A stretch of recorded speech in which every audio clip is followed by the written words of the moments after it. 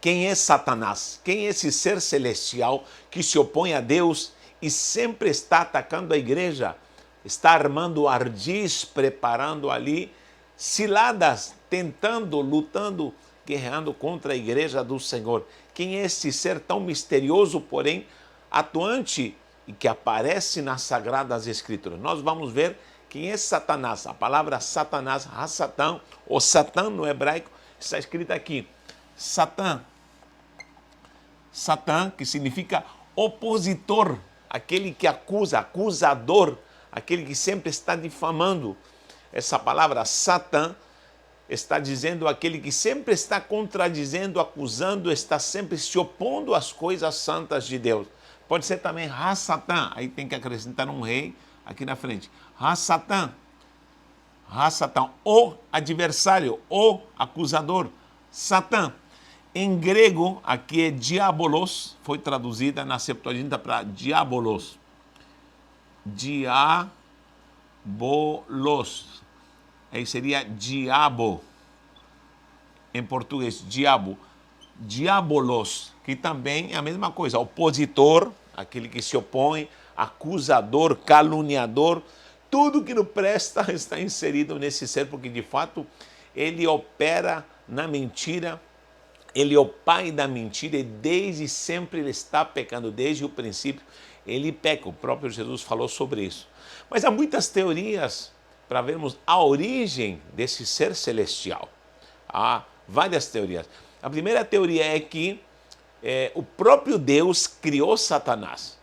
Muitos creem nisso, que o próprio Deus criou esse ser maligno, criou esse opositor para, logicamente, tentar atacar o homem e passar esse homem pela prova, pela tentação, para ver realmente o que há no coração desse homem e para que ele possa vencer e possa aprender a vencer o mal. E propositalmente o colocou aqui na terra para estar atacando e contradizer a sua própria obra. Há quem pregue isso, que ele é o que gerou o mal, ele criou Satanás. Enfim, existe outra teoria também de que ele era um arcanjo, estava com Deus, ele foi destituído do céu. Outros dizem que ele era um querubim. Temos base para isso? Sim, temos algumas bases, mas em nenhum lugar dos textos sagrados, preste atenção, há uma declaração concreta, clara, literal, que diga: Satanás era um querubim, estava no céu e foi destituído porque ele quis se rebelar. Não, há somente pelo menos duas passagens onde nós encontramos uma profecia para a Babilônia, para o rei da Babilônia, e outra profecia para o rei de Tiro. Uma está em Ezequiel, capítulo 28, 14. Ezequiel 28, 14. E a outra está em Isaías 14, 12. Isaías 14, 12. Daqui surge a teoria que ele seria um ser celestial, um querubim, outros dizem que era um arcanjo, e ele foi destituído do céu. O próprio Jesus também afirmou: eu vi Satanás caindo como um raio. Então muitos se apegam a essa informação, mas há quem diga que aí não está se referindo à queda de Satanás do céu. Então há várias teorias em relação a isso. A mais aceita pelos teólogos, pegando essa base, que aqui nós temos que ver o texto e o contexto também de Isaías e de Ezequiel. Quando nós vemos Isaías, capítulo 14, você vê no título ali, está falando sobre o rei da Babilônia. E aqui o versículo-chave é o versículo 12. Como caísse do céu, ou em hebraico está Helel ben Shahar, Helel ben Shahar, que seria luzeiro, aquele que brilha, filho da alva. Como fosse lançado por terra, tu que debilitavas as nações. Aqui a profecia especificamente para o rei da Babilônia. Porém, se crê que é uma figura espiritual, uma simbologia dessa queda do próprio Satanás, que outrora estava adorando no céu e ele foi destituído.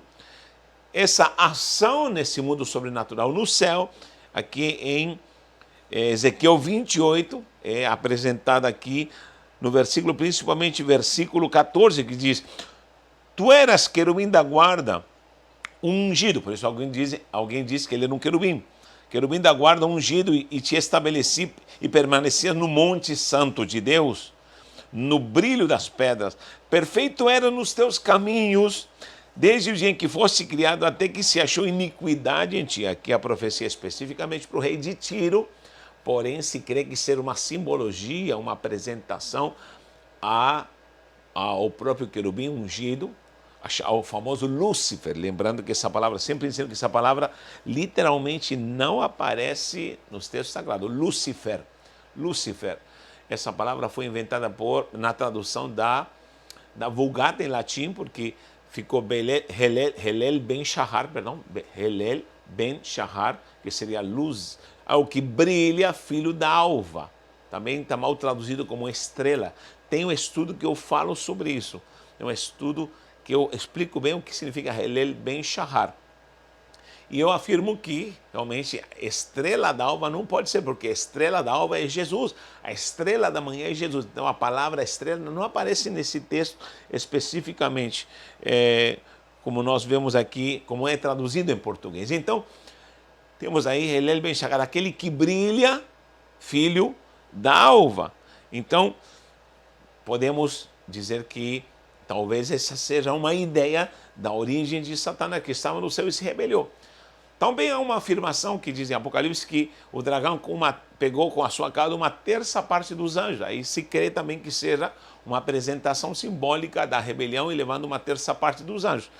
Há quem diga que não, que diz que os demônios foram criados por Deus, todas as potestades. Bom, vendo essas teorias, nós não podemos afirmar categoricamente. É assim, porém, eu sempre usufruo para ensinar, quem me conhece sabe disso, dessas teorias e que elas podem ter sentido, logicamente, principalmente porque elas são aceitas através de séculos, através de conhecimento teológico dos eruditos, e podemos aceitá-las e colocá-las em pauta ali para que sejam analisadas.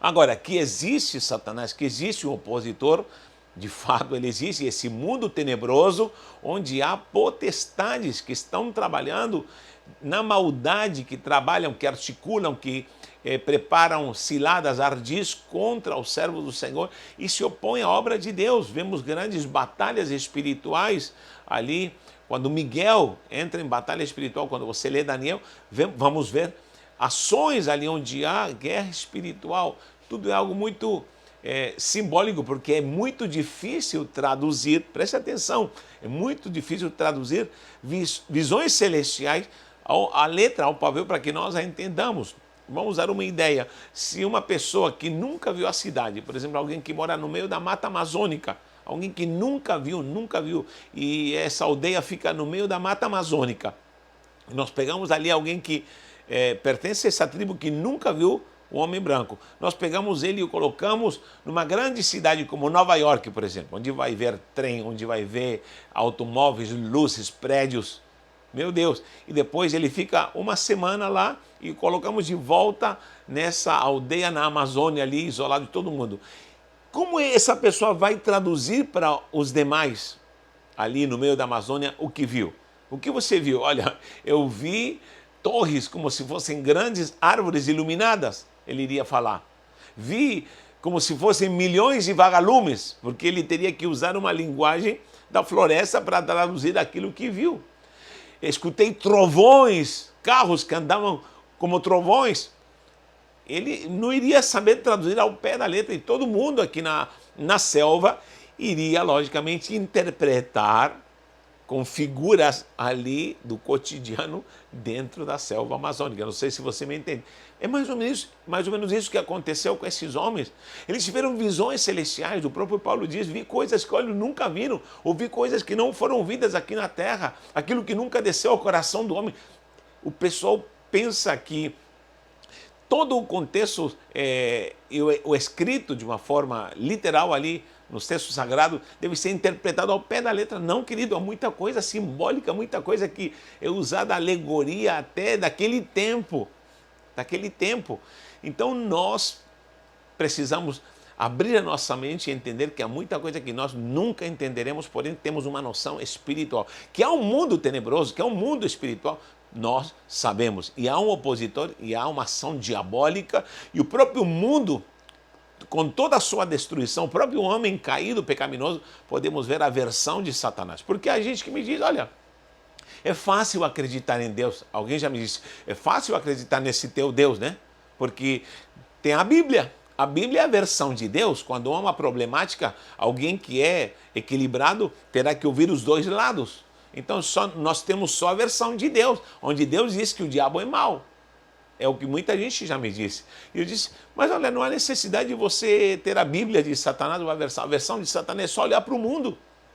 A dor do mundo, o pecado do mundo, as matanças no mundo, o roubo, a mentira, tudo isso em qualquer cultura do mundo é algo ruim. Eu duvido que alguém, por exemplo, alguém mata alguém que é familiar seu, isso será agradável. Não. Alguém que está na rua e lhe roube um celular e lhe dê um tiro e a pessoa fique ali sofrendo porque por um celular levou um tiro e de repente essa pessoa fica paraplégica. Ah, é algo legal? Não, em qualquer cultura isso vai ser ruim. A traição, a dor, as doenças, essa é a versão de Satanás. Essa é a versão. O mundo já no maligno, o mundo é a versão de Satanás. A dor, a angústia. Esse é o mundo caído com Satanás. É isso que o Satanás faz. Então, ele está operando. Então, não se iluda com gente até que conhece a palavra, são teólogos, conhecedores, e dizem, não, Satanás é uma figura medieval que surgiu através do medo do homem. Cuidado, cuidado, não entre nessa conversa, porque há muito cético que está sendo usado justamente por Satanás, porque há muita influência de Satanás nas pessoas para que as pessoas não acreditem nele. Olha como o Satanás é astuto. Ele atua em pessoas para que não acreditem nele, e ele mesmo está atuando nas pessoas. Isso é algo incrível. Então, nós podemos deduzir que o mundo inteiro está perecendo sob essa ação satânica. Nós temos algumas passagens onde aparece essa palavra, principalmente no Tanakh, que seria o Primeiro Testamento, de Gênesis até Malaquias. Nós vamos encontrar principalmente em primeiro livro das Crônicas, 1 Crônicas 21, 1. 1 Crônicas 21, 1.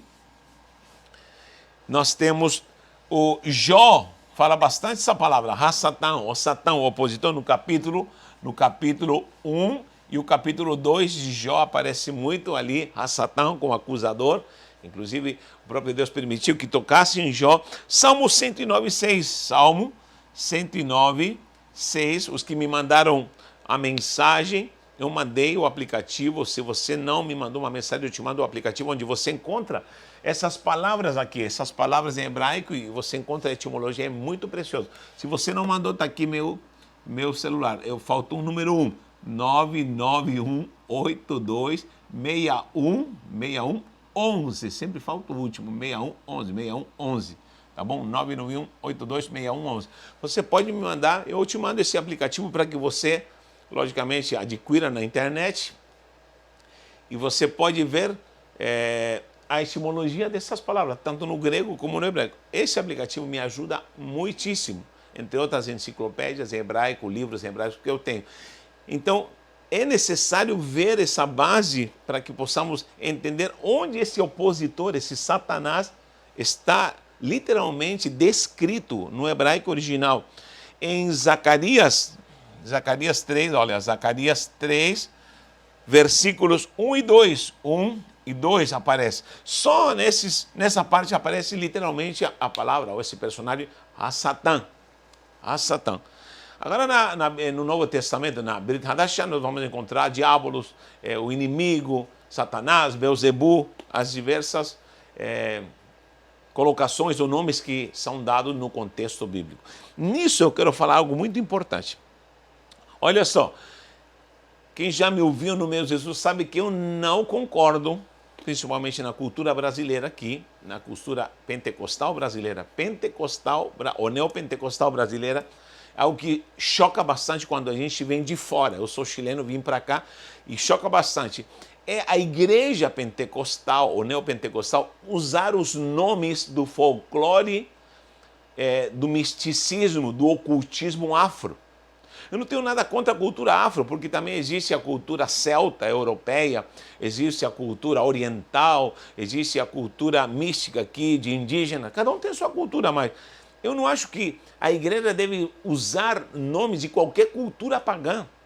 Eu não aceito que alguém use nomes para demônios, por exemplo, de demônios regionais dados pelo folclore regional.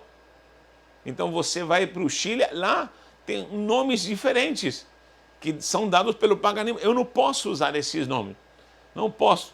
Por exemplo, tem duas serpentes na minha cultura chamada Trem-Trem e Caicavilu. Trem-Trem e Caicavilu. Eu não posso chamar o demônio de Trem-Trem e de Caicavilu. Eu sei que a influência satânica ali, mas eu não posso usar esses nomes folclóricos da minha terra aqui no Brasil, em qualquer lugar, nem em qualquer lugar, porque não são nomes da cultura judaico-cristã, não são nomes com base nas Sagradas Escrituras. Se eu digo, irmão, tem espírito de trem-trem, você não vai entender nada. Caicavilu entrou na sua vida. Como? Não tem sentido. Quando a gente vem para cá, a gente vê Pombagira, Tranca-Rua, Chucaveira. Esses são nomes da cultura afro, do paganismo. Aí vem as religiões, o Umbanda, Candomblé, enfim, todas essas culturas, cada um na sua cultura. Cada um deve ser respeitado. Agora, eu não acho correto, creio, na verdade, que não é correto um cristão usar esses nomes folclóricos, porque nós temos a nossa cultura judaico-cristã. Se tu é cristão, tu vem da raiz judaico-cristã, porque a cristandade surge do povo judeu. Israel e a igreja estão ligados, totalmente ligados. O nosso Cristo era judeu. Então nós temos que entender essa cultura santa segundo as Sagradas Escrituras. Olha só, vou te dar um exemplo. Se eu digo para você, irmãos, você está aqui na igreja, eu digo, irmãos, nós vamos fazer hoje um mantra. Um mantra. Estão preparados para fazer um mantra? Todo mundo fala, o quê? Mantra? O que é isso? E alguém que sabe vai falar, não, mantra é do hinduísmo. Nós não temos nada a ver com mantra. Mas peraí, nós vamos fazer uma meditação, vamos entrar numa transcendência espiritual. E aí? É o que eu consigo fazer, uma oração, uma meditação na palavra, uma consagração. Então não posso chamar a consagração, o jejum, a oração, no mantra. Não posso, porque mantra faz parte da cultura hindu. Certo? Faz parte da cultura hindu. Então, eu não posso pegar na igreja, irmão, vamos fazer um mantra, porque todo mundo vai se escandalizar. Agora, por que se escandalizaria se eu falo, vamos fazer um mantra, e as pessoas usam Pombagira, Chucaveira, Tranca-Rua, se são nomes que não são segundo as Sagradas Escrituras.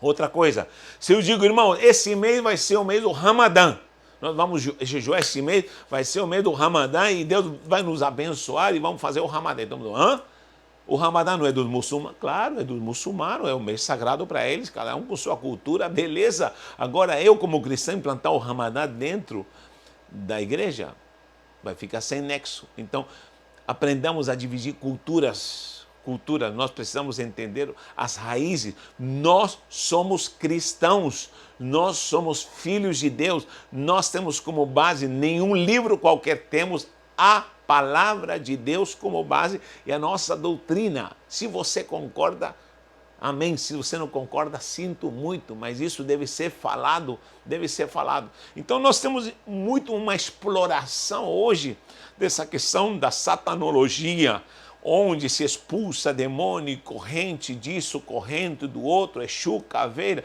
e o mercado gira atrás disso. Então, pelo amor de Deus, não estou dizendo, escute bem, que o demônio não existe, não estou dizendo que os demônios e toda essa ação maquiavélica de potestade não existe. Sim, existe potestade da prostituição, existe potestade do adultério, existem essas potestades que trabalham em diferentes áreas da violência, espírito, filho da ira, como diz a palavra do Senhor, da violência, da ira. Temos demônios na Bíblia que se manifestam, com certeza haverá demônios que vão se manifestar e vamos ver demônios na Bíblia designados, organizados. É só ler Efésios, olha o que diz Efésios, você vai ler Efésios, diz claramente aqui, Efésios 6 diz, porque a nossa luta não é contra a sangue e a carne, e sim contra principados, potestade, contra dominadores desse mundo tenebroso, contra as forças espirituais do mal nas regiões celestes. Tá certo? Então, existe esse mundo. né? O próprio salmista, no Salmo 91, há poucos dias eu falava sobre isso, seta que voa ao meio-dia, ele usa a alegoria bíblica para poder designar de ações malignas, mortandade que age na escuridão.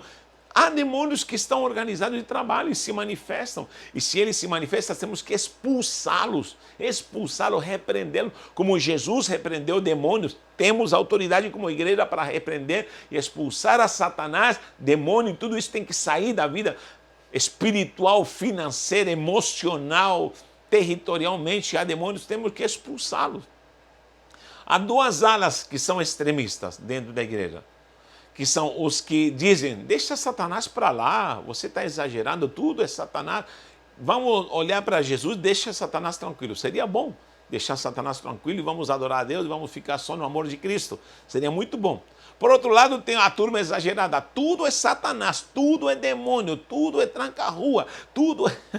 E começam e fazem mapeamentos e fazem... Só falta colocar coleira nos demônios e dominá-los e, enfim, amarrá-los e haja corda para amarrar demônio. Então, são dois extremos. Não, nós temos que ter uma clareza de quem é Satanás. Nós temos que ter uma clareza quem são os demônios, como eles atuam. E como estão operando, aqui diz, nas regiões celestes. Regiões celestes. E é aí que muita gente também se confunde, porque muita gente pensa que o diabo está no inferno. A palavra infernos também foi mal traduzida, amados de Deus. A palavra inferno significa lugar de fogo. E traduzindo sempre a palavra Sheol, que seria em hebraico, Hades, ou Geena, Geinom, que é o vale de Inom. Geena, esses nomes são usados para o lugar como se fossem o lugar dos mortos. Aí eu teria que fazer outro estudo para falar desse lugar dos mortos, a Geena. Inclusive já fiz sobre um estudo sobre esse lugar chamado Geena e por que era chamado Geinom, que é o vale de Inom, onde estava o lixão e se faziam ali as bruxarias e tanta coisa maligna que desagradava ao Senhor. Inclusive edificaram para Moloque altares ali, na porta do monturo. Então, no vale de Inom. Então, muita gente traduziu nas traduções esse lugar chamado alegoricamente de Geena, o lugar dos mortos em si, para inferno. Para inferno. Querido, agora não tem ninguém no inferno.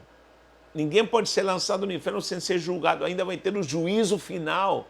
Na nossa cronologia aqui, nesta terra, ainda ninguém está no inferno. No mundo espiritual não existe passado, presente e futuro. Tudo já está acontecendo. Aí posso falar na sobrenaturalidade. Tudo já está acontecendo. Pode passar 1 milhão de anos, é um dia só. É um instante só. Isso é inexplicável. Tá bom? Porque nós não podemos ignorar que a sobrenaturalidade não é mensurada por tempo. Aqui nós estamos analisando de que no inferno ainda vai ser lançado, você pode ver, ainda vai ser lançado o próprio Satanás. Apocalipse capítulo 20, versículo 10. Satanás ainda vai ser lançado no lago de fogo e enxofre. Esse é o verdadeiro inferno, o lugar onde está pegando fogo. Apocalipse 20, versículo 10, diz assim: o diabo, que é Satanás, o sedutor deles foi lançado para dentro do lago de fogo e enxofre, onde já se encontram não só a besta, porque a besta é lançada no capítulo 19, o falso profeta também, mas também o falso profeta, e serão atormentados de dia e de noite pelos séculos dos séculos. Tá bom? Ele vai ser lançado. E também os que vão ser condenados. Apocalipse, capítulo 20, versículo 14, diz assim: então a morte, e aqui diz o inferno. Eu me perguntava, como o inferno vai ser lançado no lago de fogo e enxofre? Você tem parafuso, leia lá o que diz no versículo 14 de Apocalipse 20. No PDF vai estar tudo escrito. Então a morte e o inferno, no original está Hades, que é o lugar dos mortos, ou seja, o lugar que prendia os mortos que morreram sem Jesus. Aí sim, vão ser lançados para dentro do lago de fogo e enxofre. Também é uma alegoria com palavras, porque não é enxofre literal, é algo espiritual, é um fogo espiritual. Logicamente, João, que naquele tempo, qualquer coisa que pegava fogo e se colocava em enxofre, esse fogo durava muito tempo. Então, ele usa uma alegoria, como eu falei, o exemplo da Amazônia. Ele usa uma alegoria, usa fatores terrenos para poder transmitir aquilo que viu na visão. Logicamente, um fogo celestial é um lugar espiritual. Já pensou que no lugar de trevas, como pode haver trevas se há fogo? Já pensou nisso? Se o fogo produz luz? Como que pode ser um lugar de trevas? Então há uma contradição. Um lugar diz que é um lugar de trevas, outro lado diz que há fogo. Então entendam, são alegorias para que entendamos. Diz, e esta é a segunda morte, o lago de fogo. É a segunda morte. Esse lago de fogo é a condenação total. Nesse lago de fogo, que seria de fato o inferno, o lugar onde está sempre aceso esse fogo espiritual, essa dimensão espiritual, ninguém foi lançado, ainda vão ser lançados. Satanás, onde está? Nas regiões celestiais, nas regiões celestes, ali onde está o governo de Deus, onde está ali a ação sobrenatural, e tudo está sob o controle de Deus. Você sabia que Deus controla tudo? O próprio Jesus é o que está no trono e ele controla tudo. Cristo é o Senhor. Olha o que diz Efésios. Efésios é claro. Vou ler aqui o capítulo 1 de Efésios. Olha o que diz Efésios 1. Diz, no versículo 19, e qual a suprema grandeza do seu poder para com os que cremos, segundo a eficácia da força do seu poder, o qual exerceu ele em Cristo, ressuscitando dentre os mortos e fazendo-se assentar à sua direita nos lugares celestiais, certo? Ou seja, ele está no controle de toda a região celeste, de toda a região celestial. Há uma diferença, região celeste e região celestial. Perfeito. Acima de quê? Acima de todo principado e potestade, poder, domínio e de todo nome que se possa referir, não só no presente século, mas também no vindouro. E pôs todas as coisas debaixo dos seus pés para ser o cabeça sobre todas as coisas e deu esse poder à igreja. Então a igreja domina sobre as potestades, porque ela é o corpo daquele que está assentado no trono, que é Cristo, e é o cabeça. Então nós com Cristo reinamos e estamos no mesmo trono, e todas as potestades foram colocadas embaixo dos nossos pés. Olha que interessante. Então o inimigo com seus demônios estão atuando e não estão no inferno. Esse negócio de festa no inferno não existe. Esse negócio que Jesus foi lá e bateu na porta do inferno não existe. A chave do inferno, a chave da morte do inferno, sempre esteve na mão de Yeshua. Ele tem, porque sempre esteve na mão dele. Ele venceu a morte. Agora, quando dizem que Jesus foi ao inferno para pregar, meu Deus, esse é outro tema, mas muita gente confunde também essa passagem. Jesus diz que ele pregou a espíritos encarcerados. Que tema é esse? Vamos ter que fazer outro estudo, aí já entramos em outro tema. Porém, há muita gente que se confunde muito e pensa que Jesus foi pregar para demônios. De repente os demônios podiam se converter lá no inferno. Gente do céu, há uma confusão no povo de Deus em relação a isso que precisamos analisá-lo parte por parte. Então, queridos, está aí essa pincelada para você que não conhece o nosso trabalho. Nós estamos na Hotmart, temos aí uma plataforma linda, você pode ser um assinante. E essa matéria aqui, a angelologia, está muito bem explicada, tem várias aulas, videoaulas, e você pode estar desfrutando não só de angelologia, mas de todas as matérias, todos os PDFs e apostilas, muitas apostilas com muitas páginas para você desfrutar e estar conosco, tá bom? Esse PDF, que é uma pincelada, faz parte das nossas matérias ali na nossa plataforma, e você tem na descrição do vídeo ali para estar participando e ser um assinante juntamente com toda a turma que estuda ali na Universidade do Reino, tá bom?